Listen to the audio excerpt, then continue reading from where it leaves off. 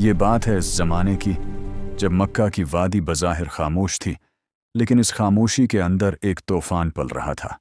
सदियों से यहाँ एक ही निज़ाम चल रहा था, बत्तों का निज़ाम। इन बुत्तों की पूजा करो क्योंकि हमें यही सब कुछ देते हैं। काबा के अंदर और उसके गर्द सैकड़ों बत रखे हुए थे। हर कबीले का अपना बत था, हर खानदान का अपना माबूद। लोग उनके सामने झुकते थे, उनके नाम की कुर्बानियां देते थे और यही समझते थे कि यही उन्हें अल्लाह के करीब कर देंगे। लेकिन फिर उसी मक्का में एक आवाज़ उठती है, एक ऐसी आवाज़ जो उस पूरे निज़ाम को चैलेंज कर देती है। वो आवाज़ थी तौहीद की, और ये आवाज़ बुलंद कर रहे थे हज़रत मोहम्मद सल्लल्लाहु अलैहि वसल्लम।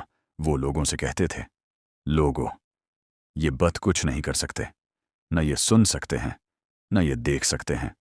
इबादत सिर्फ एक अल्लाह की है।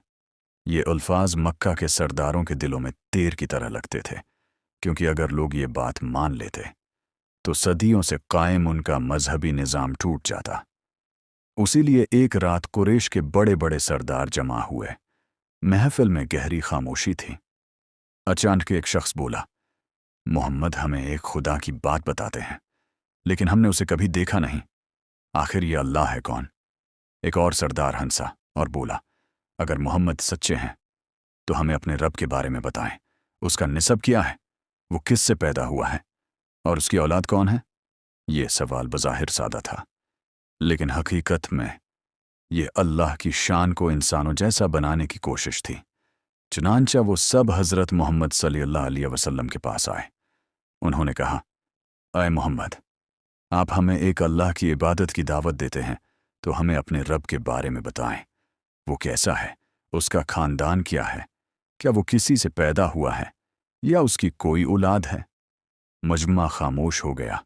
हर शख्स इंतज़ार कर रहा था मोहम्मद सल्लल्लाहु अलैहि वसल्लम इस सवाल का क्या जवाब देंगे। चंद लम्हों के लिए मक्का की फ़ज़ा बिल्कुल साकत हो गई, जैसे वक्त रख गया हो। और फिर आसमान से वही नाजिल हुई। अल्लाह ताली ने अपने नबी हज़रत मोहम्मद सल्लल्लाहु अलैहि वसल्लम को एक ऐसा जवाब अता फरमाया जो न सिर्फ इस सवाल का जवाब था, बल्कि क़यामत तक आने वाली इंसानियत के लिए हकीकत का ऐलान भी था। कुल हुवल्लाहु अहद अल्लाहु समद लम यलिद वलम युलद वलम यकुन लहु कुफुवन अहद। कह दीजिए, वो अल्लाह एक है, अल्लाह सबसे बेनियाज है, सब उसी के महताज हैं। न वो किसी का बाप है और न किसी से पैदा